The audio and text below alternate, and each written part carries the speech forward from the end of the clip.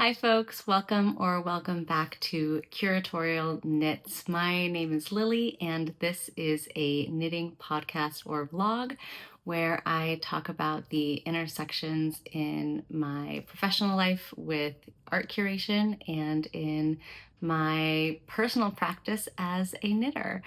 Today is one of my favorite days in the knitting calendar. I'm going to be talking about all of the things that I made in 2025. So everything I completed last year.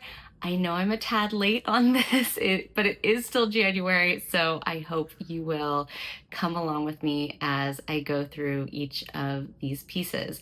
What I'll be doing is, in fact, maybe I'll scooch over a little bit so there's more room. Ooh, sorry, tree. That tree's name is Greenleaf, by the way. We name our trees here. So there's even more room here. What I'll be doing is putting up a little picture-in-picture of me trying on each of the garments that I made last year. As I'm talking about them, I'll pick them up. I did this for my 2024 recap, and it really seemed to work out well. So I'm going to give that another shot. As I'm talking about them, I will say this is a sweater I did not make this year. This is a personal kind of mashup of two great sweater patterns. One is My Favorite Things Knitwear's sweater number 9, and the other is the Sandnes Garn Lugenser. So I kind of put those two together to create this piece. I really love it. I wear it all the time, and I will talk about what's on my needles now in another episode, but I am really rethinking the raglan. I'm very excited about my raglan rethink, and I have a lot of thoughts. So I'm in a major raglan mode. I have two not my patterns on the needles right now, and they're both raglans in their own kind of different ways. And I'm also kind of just thinking bigger picture about what I think raglans could do or be. So that's where my mind is right now. And I love wearing this giant raglan. I knitted up in one strand of cake yarn, I think. Is that right? Yes. I apologize in advance if there's anything that I forget as I'm talking. I will put all of the links to the patterns, links to the yarns, and all the details that I can in the description box below. And I invite you to check those out. If there's something that I mentioned that I then forget to put in the description box, please send me a comment and I'll try to revise that as soon as I can. So this was, sorry, that was Tangent Lily happening. Before I was saying that I knit this in one strand of, no, Chelsea Yarn Co., not cake. I don't know why I was thinking that. Chelsea Yarn Co. is the variegated speckled yarn. And then I also held it with one strand of Explorer Knits and Fibers alpaca. And it is so much fun to wear. It is actually weirdly not crazy heavy because I made this in a really loose open gauge, and it just feels really light as a feather because of that amazing fluff. So anyway, that's what I'm wearing right now. Big fan. And I guess we should just go for it.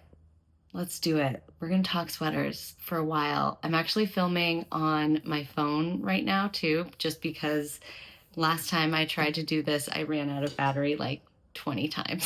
So we're going to see how this goes. First things first, I almost got it in under the wire last year, but I did not finish my design and kind of first piece off the needles last year, which was the Curator Sweater. I still love this piece. This is the OG, the sample that I designed it for and with. It is Sonder Yarn Co.'s Luxe, Sunday Morning Luxe sport weight yarn, held with one strand of Sonder Yarn Co.'s mohair. This thing drapes like a dream. I wear it almost once a week, if not at least every other week. I still adore the shoulder construction. It looks so good in the yarn too. You can see those pickups look just beautiful. It drapes, it moves, and I really love the collar pickup too. It looks really good. It has worn really, really well. I will also say that. I did do a gleaning of it right at New Year's because I wore it to a kind of fun and fancy meeting and I wanted it to look extra spiffy. But even then, very little came off. It's held up so beautifully, worn so well, and probably my most worn, yeah, I think probably my most worn sweater that I made in 2025, and I got to wear it all year long, which was really fun. I also have to say I do love this color, and that's probably one of the other reasons I wear it so often. There's just nothing like that kind of blue, sagey, teal-y green for me, especially because I wear jeans so often, and I feel like it pairs really well with jeans and with white. And so yeah, having something I can pair with white and navy is always a good goal. Oh, look at that cable just pop. Love this piece, still really proud of it. Made me very happy. Next off my needles was the Alpine Bloom slash Alpine Autumn Alpine. So this is a Caitlin Hunter pattern that I did quite a bit of hacking to. I used the t-shirt version for the cast on, which I really like, this lacy cast on. It really lightens it up really nicely, I think. And then for the sleeves and in the hem as well, I just made little yarn overs, and just that little yarn over impact, I think, connects the hem back up to the lace here, but also it keeps your ribbing nice and neat and secure too. So that was really fun. So that was one mod. I then just added arms. So I really don't, I'm not sure. I think the Autumn Alpine is technically at a different gauge. I used a sport weight yarn. This is a really special, for the main color, really special yarn that I got from the Cashmere Peoples. And this is not the full cashmere, but it's a cashmere merino blend. It's hand spun and it is so wonderful to wear. It's very light. I knit it at a fairly loose gauge, so you can see it's not super tight, but I do think my stitches are looking really, really nice here. I don't know why the camera's not loving that. It's probably because my face is in the frame. But I really loved the way that the yarn knit up, and really glad that I matched this yarn to this project. So that was a good fit for me. And then the contrast colors, I just love this little fade that I made. It just brings me so much joy. I used a couple different skeins of Spin Cycle dyed in the wool and made a magic ball, little kind of broke up the skeins into really a personal fade, so that it would go from pink at the top into greens, blues, purples, then return to dark red, pink, and then there's one stripe of really light green in the middle, and then back out again. And the other way I managed those transitions was using, here, I'm going to hide my face there, it'll really pop now. The other way I managed those transitions was by using mohair. And so I just like went through my mohair scraps, and whenever I found one that fit the specific color I was going for or was going to be moving into next, I just yanked it out and popped it on the needle. So I do really love this fade. It's probably one of my favorite color moments that I put together, and I do wear this a lot more often than I thought I would. The other thing, the other modification I did is I split early for sleeves. So I found the yoke depth on this to be pretty restricting, so I split early in the chart and then continued the chart onto the sleeves and the body, and I made little, like, because the chart didn't work out perfectly, I don't know if you can see this very well, but I just added like a little diamond shape. Sorry, let me try to find it. Find a good way to share it like this. So I did add this little like diamond shape here under the underarm and under the, like on both sides. So on the arm portion and on the body portion, just so I wouldn't have like one weird long float or there wouldn't be anything in the contrast color there. So I think it worked out well, and I'm really happy with the finished product. It was really fun, and I wore this to a fun dinner party I made it kind of specifically for, so that was great. Next up is probably my biggest fail of the year.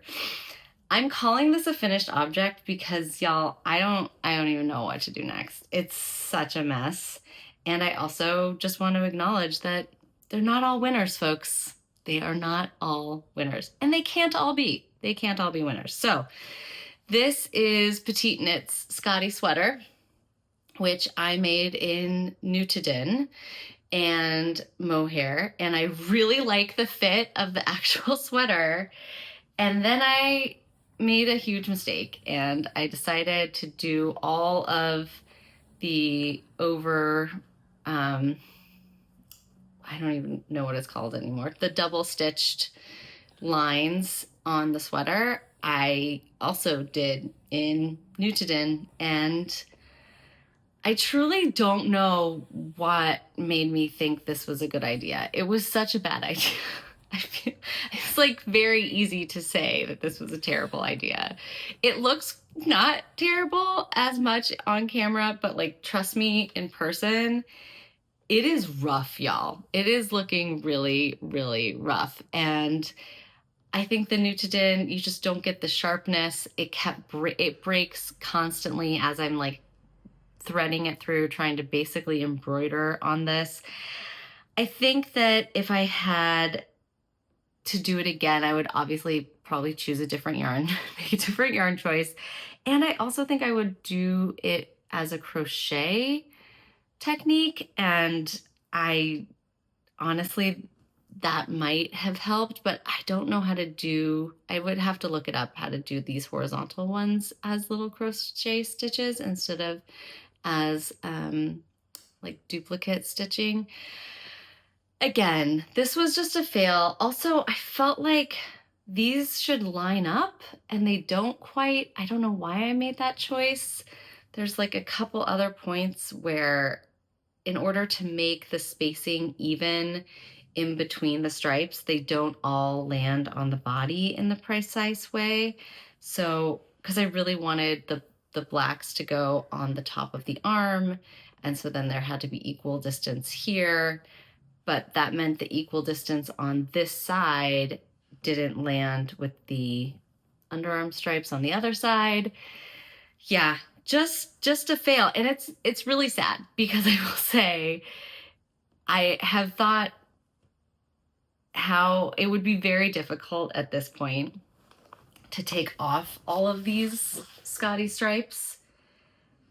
But part of me feels like it might be worth it because I wore the sweater actually without the stripes, like just trying that on.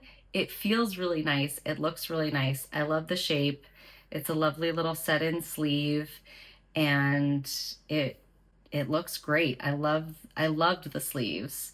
I really loved these with the little folded over balloon sleeve, but not annoying.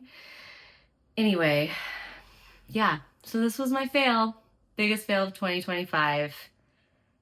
I don't know what to do with it. I'll probably end up frogging it, but I don't even know, just pulling it apart is gonna be such a chore, and trying to take out these stripes is literally gonna make me cry.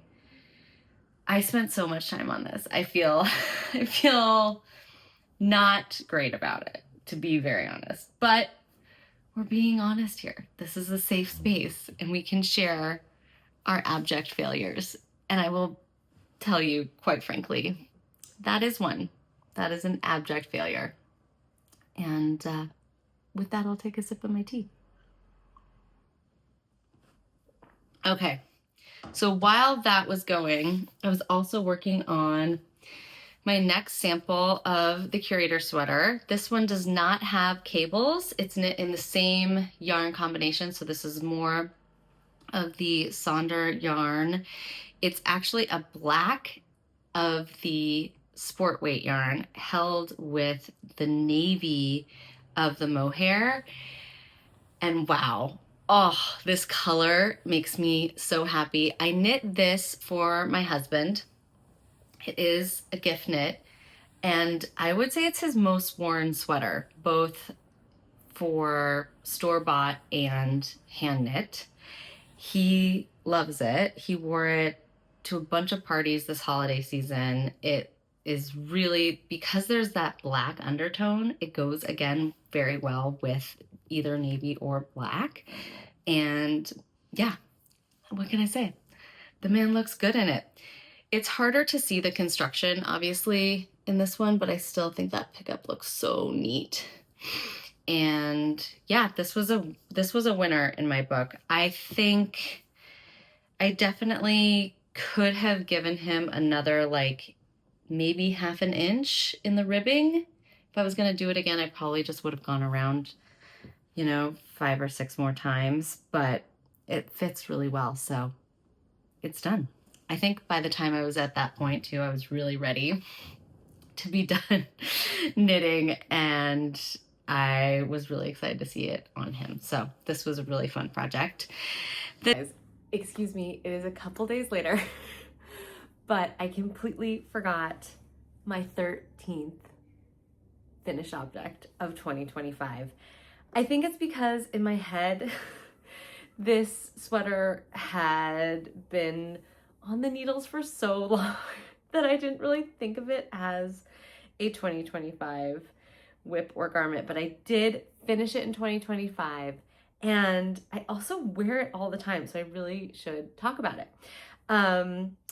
It is not perfect. I did not do a perfect job on this garment. I'm also realizing I did not do a perfect job buttoning this, so I'm gonna be rebuttoning it as I chat for a second. The button band in particular, I just bound off too tightly, and it is something that I could very easily go back, rip out, and redo. But I'll be honest with you, it doesn't stop me from wearing it. It's not annoying. It doesn't actively bother me when I'm wearing it. So, I just haven't bothered. And to be honest with you, I don't think I will be bothered. I think that's just going to be the way that it is. So, my Pressed Flowers cardigan. This is by Amy Christoffers. It does also need to have its ends tucked back in. I don't know why that bind off just keeps getting loose. But everywhere else, it is immaculate. Thank you so much. There's so many people who have had such a great time with this pattern, and I think for sure on Ravelry, I had so much both interest in mine and then also just watching everyone else's. It was really, really fun to see. And once the body was fully done, I do think the sleeves just I whipped them out. They are the perfect length for me. The shoulder construction is not I think there's something a little bit wonky, maybe I'm pulling them down a little bit too much. You can see when I'm wearing it here and the cutaway, this particular flower is stretched lengthwise in a way I don't love, and I'm not sure if that's because of the way I picked up, maybe the way I blocked it, but there's something not suboptimal about that. But the location is right, so that's really quite nice. This is made from, my main color is Magpie Fibers. They're Cormos Sport, and this is the color Magpie. And then the amazing ooey gooey squishy awesomeness of the contrast color is a Verb for Keeping Warm Floating, which is an incredible super luxy yarn that I do love. And I don't know why my camera just went darker. for a second. Sorry. I don't know what happened there. Oh well. We'll try to clean it up in post. But basically, the contrast color is Floating, which is a really silk and alpaca, I think. And then I held one strand of mohair with it. The custom color is what it's all about though, which is called Marine Layer, and it is such a San Francisco color. It's got this incredible international orange of the Golden Gate Bridge, and then of course the like moody blues that really feel like the fog rolling in under and over the bridge. So I love this sweater. Like I said, I actually wear this a lot. It's a really good weight for where I am. Oh, sorry. Someone must be at the door. Anyway, I'm so glad I remembered it. I like fit it in. Also, you guys helped me pick my buttons. And thank you so much because I love my pink buttons. I think they really pull it all together in such a nice way. And it's not like a pinky pink. It's got quite a lot of blues in it. And I think it matches really well. So this has been a really fun garment from 2025, and finishing it in the spring meant that I got to wear it a lot this fall, which was really lovely. It looks great with jeans. I also really like wearing this with like brown slacks and brown pants. And yeah, it's just one more whip. So I've got actually a baker's dozen of 13 finished objects from the year, which feels really good, kind of intense. I'm not sure what my output's going to be like this year, but you know, it really isn't a race. And you know, I'm starting to hit some real storage issues also. I know there's a lot of things that I've maybe called out to chat about in the comments, but I am also looking for sweater storage tips and tricks. Like if you guys have, like, where do you put all of your sweaters? I'm now on year 4 of basically being a garment knitter. And for at least 3 of those years, I've made about a dozen sweaters. So that's a lot. That's a lot of sweaters. And I'm starting to reach real capacity issues. My husband is encouraging me to get a like cedar chest and to keep them kind of stacked in there, the ones that I'm not like actively wearing. But what I'd really like to do is start really going to town on clearing out my stash and then start storing my sweaters where my yarn storage is. But let's be honest, is that really gonna happen? I don't know. I have so many projects I want to cast on. I actually like pulled a bunch out this morning. This is Saturday. I can't wait to do another film actually about what I'm planning to make next, because can't we all just stop doing real life stuff and knit all day? Wouldn't that be so great? Can we all just cuddle with puppies and cats and drink tea and watch the cold wind roll by while we make our sweaters together? That is how I would like to be spending my day. But instead, I'm going to put away all of the projects I just pulled out, and I'm going to check in on my kiddos who are watching cartoons downstairs while I ran up here and did this, and maybe go for a big walk. It is really beautiful out, even though it's a little chilly. I don't know why I'm rambling now. Anyway, this will be somewhere in the episode, maybe at the end, maybe in the middle chronologically. In any case, thanks again. Yay, pressed flowers, love it. Mwah. Next is, are there 2? Yeah. The next is a 3rd Curator construction. And this one is also included in the instructions to do these lace panels. So I this is one of those things that I did not know when I made it. I thought, oh, this is just like a fun thing and another good example. I wore this constantly this summer. It was my like outfit of joy. It was my little chickie joy outfit. I have a pair of very, very dark, like, but not navy blue bell bottoms. I wore this with them, and it just made me feel like a cool 70s chick. It was really, really fun. And I really loved putting this together because it helps show just how taking one pattern can turn it, by taking one pattern, you can really turn it into so many different versions. And I was super inspired. First of all, I love this lace pattern. And what I really like about about it is that it's lace, but it looks so close.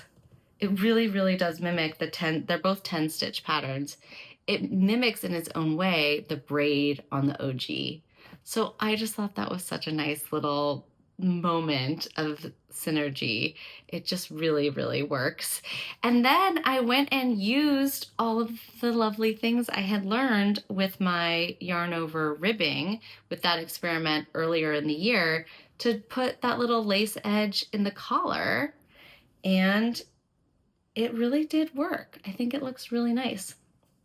On the shoulders and at the hem, I did not do a lace edge, but I did do a little rollover edge, which I quite like here. And my testers who were doing t-shirts of the Curator Sweater. So in the Curator Sweater testing group, we had lots of people do multiple long sleeved, and then it was starting to get warm. And so we had people throw like their third and fourth sweaters into the pile as t-shirts. And so a tester actually finished hers before I even started mine, and she did this edge, and I thought it looked so good. So I just full on took the inspiration, and I love it. It was so much fun to knit too. It took me very little time at all. I will say all of these are knit to gauge. I knit this as a size, what did I make this one as? This is a size 2, so it's a little bit smaller. This is a size 3, so it has more ease. And then my husband's is a size 5. And I'm definitely gonna show you try-ons in the 5 too, so hopefully you already saw that, because frankly, I think I should steal it and wear it. As that was happening though, I was in a little knit along of my own, which has turned into another one of my kind of sleeper hit sweaters. I love my Stornaway in Nutiden. It is giant and it feels so good. I love the colors. I love the construction was super fun. It was just enough doing something different versus stockinette. Like, I really love the way those texture panels work and keep your mind moving, but you don't have to think too hard about anything. And it was a great just way to kind of release after doing a lot of math and a lot of design work as well. And I loved holding the Nutiden too. It really reminded me why that's just such a special thing. I knit this almost exactly to pattern, I believe. I think I may have made it a little bit shorter just because I have a shorter torso. And then I also did, for the collar pickup, I always do these little pearl bumps first because I think it makes a really nice edge. So Stornaway sweater in Nutiden, so much fun, and I throw it on quite often. Next up, do we have 2 more? Okay. We have 2 more Curator sweaters, you guys. I'm so sorry. These are fun though. Because they're very different, and very different from each other. So I made another Curator Sweater t-shirt, and this was all about the yarn choice. So I had knit with Knitting for Olive pure silk before. I had also knit with a beautiful pure silk from Magpie Fibers, and both of them were very unsuccessful projects. I don't know how else to say it. They were really, they just did not have enough substance. And even though my knitting looked perfectly fine, it just felt off. That's all I can say. The lack of any sort of elasticity, just the fabric wasn't moving. It was supposed to be drapery. It should have been full of that sense of ease, but instead I don't know, it just never took off for me. And I had one striped t-shirt that I made that basically also lost a lot of its dye color when it bled all over. It was just kind of a hot mess. So I wanted to make a t-shirt.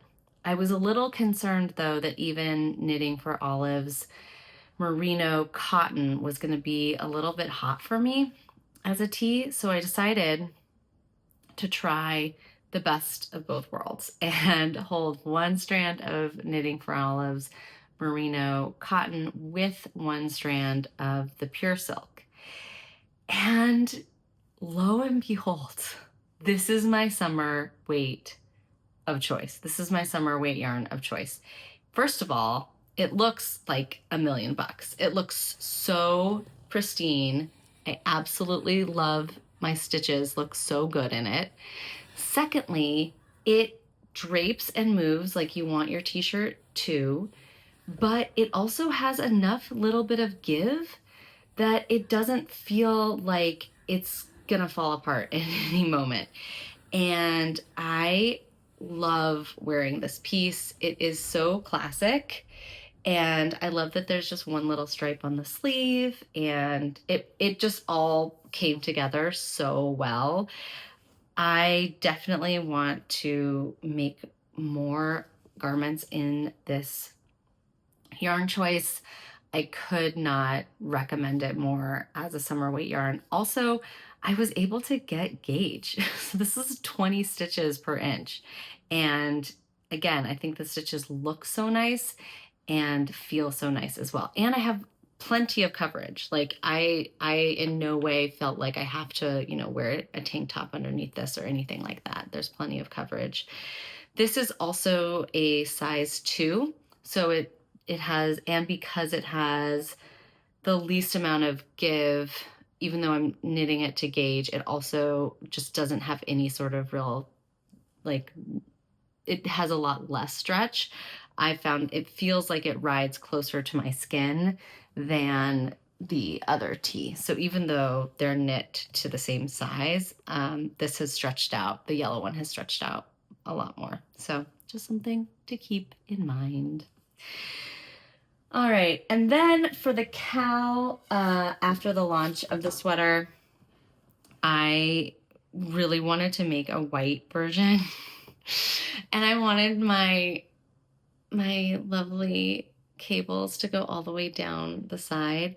And I was also really loving those two versions that I knit in a size 2 versus size 3. So this is also a size 2 sweater. And it's kind of amazing. I'm not gonna lie.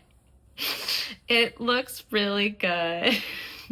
It looks kind of fancy, but also I've worn this with sweatpants to walk the dog, and I kind of feel like it's just so classic. So this is the Boylan Orchards Natural, which is, I think, technically a sport to DK. And I held it with a strand of Lighthouse mohair, which is the undyed mohair, white mohair from, what are they called? Sorry, Verb for Keeping Warm. There are some ends that have popped out here, but I don't really care. It's because I wear it so much. And I love it. It's so great.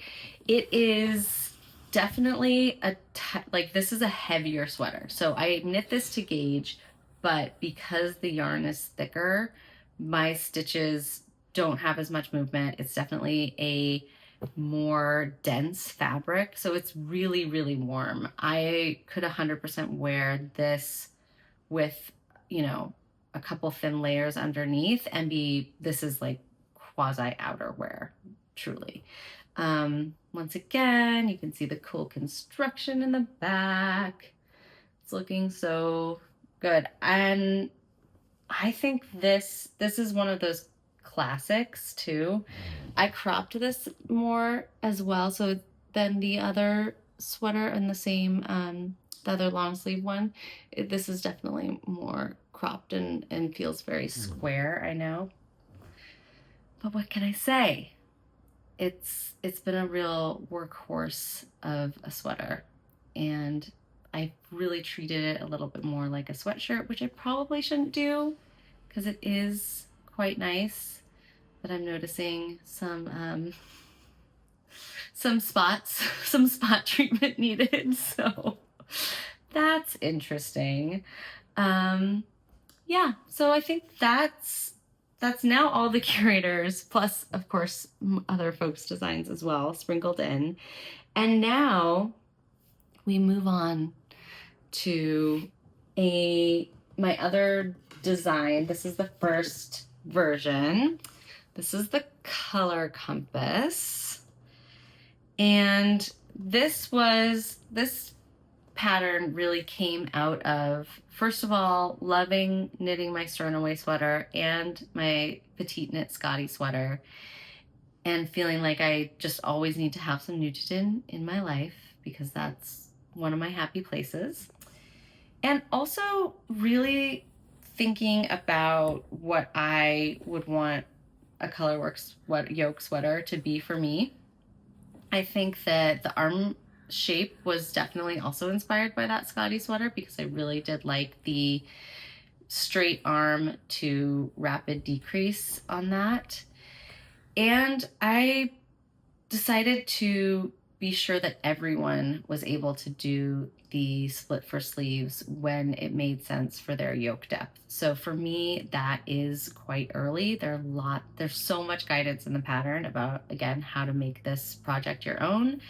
It is also really about color selection and color choice, which is the #1 question and comment that I get here on YouTube and on Instagram are folks looking for color recommendations, asking me how I come up with my color combinations, and in general being very interested in that part of knitting and how I engage with it in my own knitting practice. So I wanted to create a pattern that held folks' hands, not just in terms of how to construct the sweater, but also how to find success in finding a palette. So there are lots of fun ways to kind of work through that process to make choices that are meaningful for you. And that doesn't necessarily mean what other people think is flattering. I think it's much more about how colors intuitively make you feel, and also giving yourself more and more opportunities to practice that and become attuned to your own responses to color just helps build that toolbox. So in this very first version, and there are instructions on how to create the kind of color balance that you see here, we have a light main color and we have 4 contrast colors.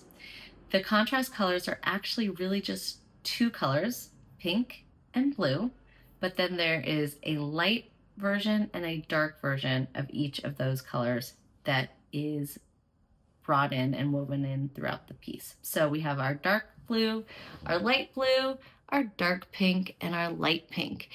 And those changes and those colors create the balance that you're looking for.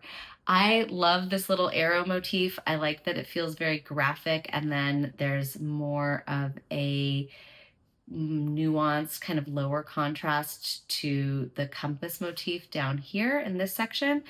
It's also very easy to switch that. So you could have these arrows be your lower contrast and this section have higher contrast. I'll show you so many versions of this sweater now on Ravelry. It's super inspiring. The tools, when I talk about toolkit, in addition to kind of the hand holding that's inside the pattern. The pattern also links out to a Google sheet, a spreadsheet. And as soon as you click that link and you click make a copy, you can then fill in all of the colors with your colors that you're experimenting with.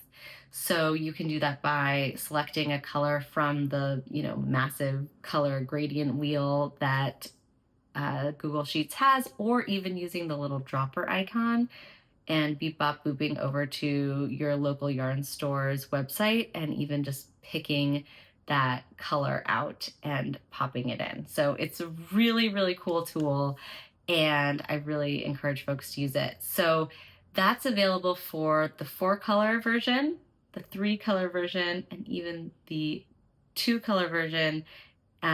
So that's all available there, which will be really, really fun to try out and experiment with. I'm really excited for people to keep using that resource.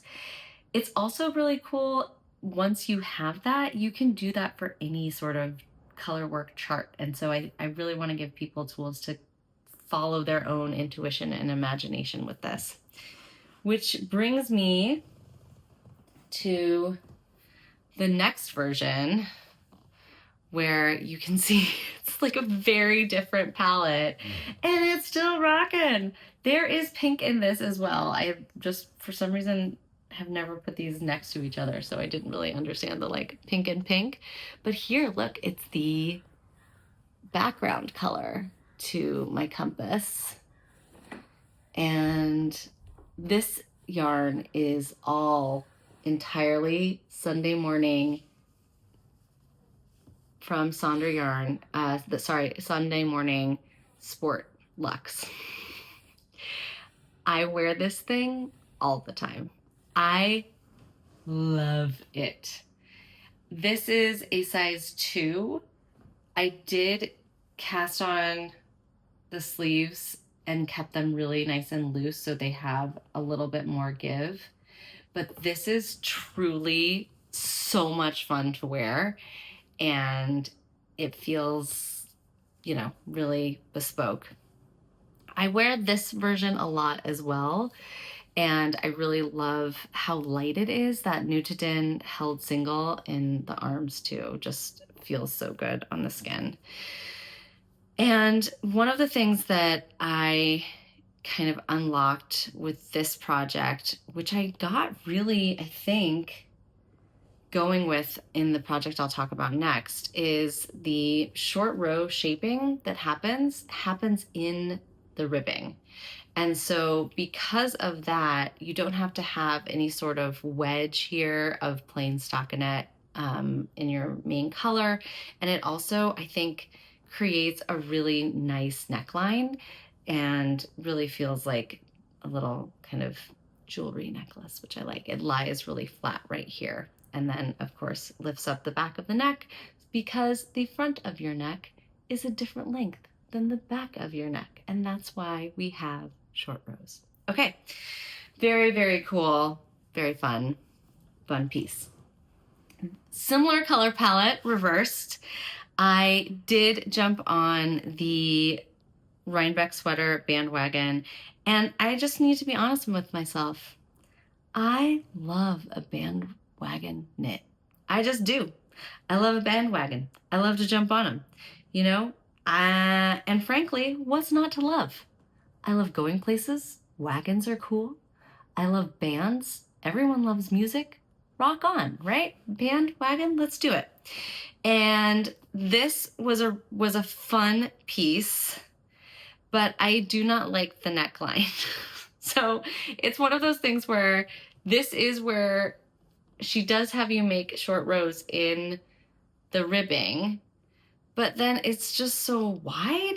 I don't know. I don't think I did anything wrong, but if I was going to do this again, I can't remember the size 2 or the size 3. I will put it in the description box below. But if I were to do it again, I would definitely, did I say this is Andrea Mowry's Ooey Gooey, which pattern for the Rhinebeck sweater?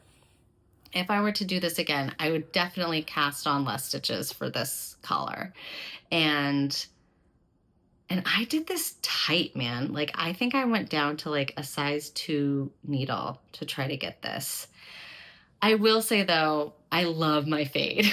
So this is all just one skein of Spin Cycle dyed in the wool. It is from Sonder Yarns Custom Color, which I don't know if they have anymore, but it is so dreamy. And if it comes back, I will be buying all of it because I love it so much. And I think it paired really, really well with the yarn as well. So this was a fun project. I'm really glad that I kind of went for it just to watch this fade in and of itself. I think it looks fantastic. I am kind of feeling unsure about the collar. I could definitely weave an elastic through, but I think it might like scrunch it a little bit too much. The welts were fun. I liked those. I wish they were a little bit more open, or I wish I had done maybe like 2 more rows in between the welts so that you really got that peak of this in the middle. I will say I also did my now my little signature fade with Spin Cycle approach where I held my mohair alongside them to do the transitions as well. And that was really fun. And then I think I kind of ran out on one of the sleeves, so it just went straight there. But look at how well I matched these, you guys. I still kind of can't believe this. Let's see. And this, let me see. Sorry, my ends on this are a mess. But I have to show this off. Da da da da. I mean, that looks so cool. Looks great. It's a beautiful sunset, which, you know, I love beautiful sunsets. So Ooey Gooey. This was also one of those things where it felt a little intense.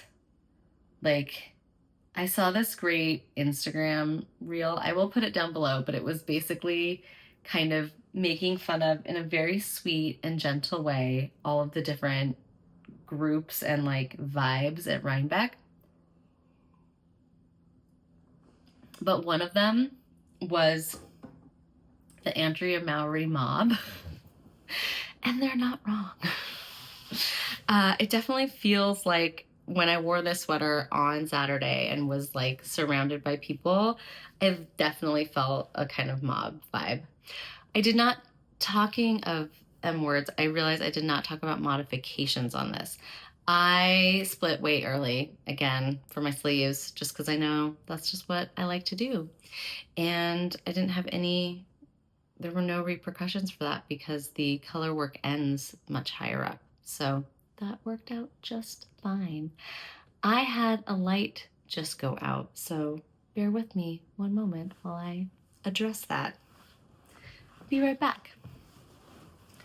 And we're back in the light. This is so nice, especially because as we're talking of sunsets, it is happening here in the Old Bay Area.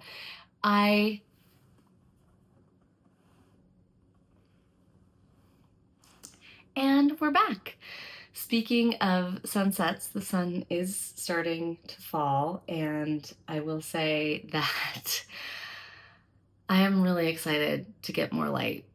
I heard recently that here in the Bay, we're going to be getting, I think, 52 more minutes of daylight over the next like 4 weeks. I cannot wait.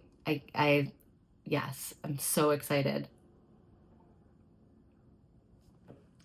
Bring on the light. All right, so we just have one more sweater to chat about, and then I want to do a separate video. I wanted to do a separate video about goals, but maybe I'll chat a little bit about that at the end if you're still with me. Okay, last sweater, one more color compass. It's the Christmas one, you guys. I love it so much. It's so ridiculous. I totally acknowledge that this is a silly thing to do. This was a very silly thing to do. But I will tell you, I finished it before Christmas and I wore it to some parties. And it's a knockout, man. It's a great sweater. It's so much fun. So in the Color Compass charts, I was like, as I knew I wanted to make something for Christmas, look at it. It's so cute. Can you guys see the sparkles? I have to get my head out so that so it can focus on there. But I think you can see the sparkles. They're so cute. So, okay, yarn. Okay, zooming out. Here we go. The Color Compass Christmas Edition is another chart that's available in the pattern. So I just basically swapped out little trees and little snowflakes for the arrows. And then I made the compass look a little bit more like a standard snowflake. There you go. You can see it there. And you can experiment again with whatever colors float your boat or, you know, levitate your snowflake. Whatever works for you, boo. I just adore this. I made it super cropped. It is a smaller size and it's really the bee's knees. I knit this in one strand of this incredible sport weight yarn. It's like, it might actually just be more like a heavy fingering, but I got gauge. Looks amazing too. This incredible yarn from Seascape Fibers, and their white is like my favorite white. No, that's not right. Sorry. This is from Naked Wool, Bare Naked Wool. So this is the Bare Naked Wool that I got at Rhinebeck 2 years ago, and it is so dreamy. It feels unreal next to skin. And then the Colorwork section, oh my gosh, is a sparkle mini set from Peninsula Yarns. Peninsula Yarns was for sure my like breakout discovery at Sacred Sheep, and it turns out she's like in my backyard. She's like 45-minute drive away. Her palettes are beautiful, really refined and sophisticated. I could not recommend this yarn more. It's also really, really high quality. The spin is lovely. It has incredible stitch definition, and I just think her colors are really bar none. You can really see here. So this is the sparkle version. So it's not really coming out the way that I want it to here on screen, but there are little pieces of Sprina flex in it, and it wears great. You don't really see them from far away, and then you get up close and people are like, oh, just a little bit of glitter, just a little bit of shimmer. And I loved wearing it. It was really fun. It was a fun knit to close out the year too. It felt like a good end for the season. And I definitely want to make another one in like another kind of a different palette for next year. I think that would be really fun. I'm trying to think if there's anything else I want to add. Oh, I'll do what I do every year and do a little countdown. Okay, so we have 1, 2, let's see, 3, 4, 5. Let's see if it's gonna cover me. 6, 7,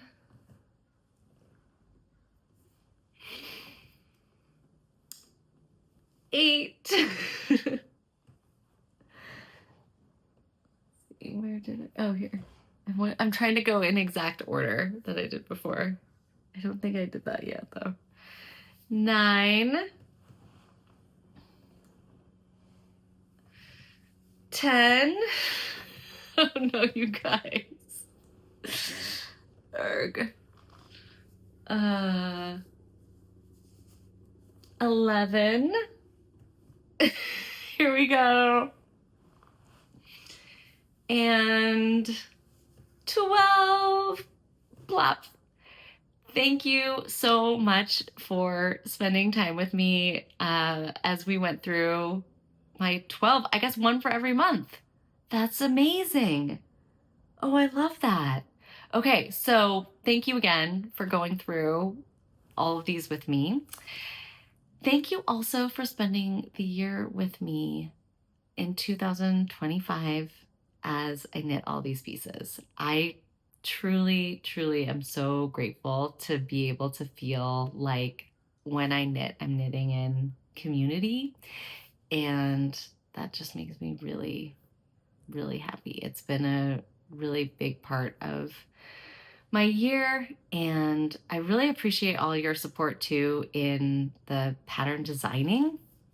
It's definitely not something that I thought I would be doing. In fact, in one of my early videos, I had gotten a comment that was asking me if I was ever going to design a sweater, and I said, no, I'm really just here to knit and express other people's patterns. And then you just never know. It really did come out of wanting to either solve a problem or replicate an idea or a feeling that I wanted out of a garment. So I really appreciate your all's support of me in that creative endeavor. To my test knitters, oh my goodness, thank you, thank you, thank you. To my newsletter subscribers, if you are not on the Curatorial Knits newsletter and you would like to join us, it is really quite fun and it's a ball. I just love this side of my life, and I feel so privileged that I get to have it and I get to have these amazing connections and shared experiences with you guys. So thank you for the support. Thanks for hanging out. My next up podcast will be a full whip down of where I am in the first month of 2026 and where I want to go. So there are 3 patterns that are almost finalized. I have a to knit list of other people's patterns that is like out the wazoo. I'm hoping to finish at least one of the 2 projects that's on my needles now before I film again. And what are you guys looking forward to making this year? I have never done a make 9, but I definitely have things I know need to happen, things that exist in my brain that need to come out of my brain and go onto my needles and then go onto my body. So like that's where we are. And again, some of those are designs that other people have made and I've seen, and then some of those are actual designs that are nearly quasi-ish finalized. And more than anything, I'm so excited about how our community just seems to keep growing. And there's so many new knitters. I went to this incredible event at my local yarn store. To me, they invited some local designers and yarn dyers to come and do like a little pop-up in the store. The store is Imagine It. It was in San Francisco. It was super fun. Maybe I'll put a little photo here so you guys can check it out. It was a really, really fun time. And so many of the people who were walking in that door were new to knitting. And they were really, I have to say, like the beginner's welcome hats were a big hit. It was a really great moment to connect with people about where they were with their knitting and just to see so many people coming to the craft from lots of different backgrounds and with lots of different intentions and goals and things that they wanted to get out of the experience. So I'm just really excited in 2026 to see that community keep growing and taking shape. And I just want to say, wherever you are on your knitting journey, whether you are making a bunch of garments every year, or you are just casting on your very first project, or anywhere in between, I really, really celebrate you being here. And when I close these podcast talky things down, I almost always try to encourage people to put themselves out into the world one stitch at a time, one, joke shared with a stranger at a time, and just keep making those connections, because I really believe that the more people do that more often, the world becomes a better and better place. And we get a chance to see your light. And when other people see your light, it gives them more courage and bravery to share their light with others. And it is just knitting, it's not that deep, but it's also very deep and a well of connection and shared experience that we all co-create together every day. So in our own little knitting pickups that we do on the BART train, or your subway of choice, or waiting for soccer practice to be over, or binging a murder series, mystery series, and everywhere in between, at people's bedsides, in the middle of the night with a sick loved one. In so many places, this craft is here for us. And every time we dip into it, we are again sharing that experience together. So thank you for sharing your time with me and allowing me the space to connect with you. I really appreciate you, and I hope I'll see you next time. If you're new to Curatorial Knits, you can subscribe, and I hope that you'll come back and share more, and I can share more of what I'm making day to day, in addition to these massive summaries of everything. Thank you guys. You're the best. Bye.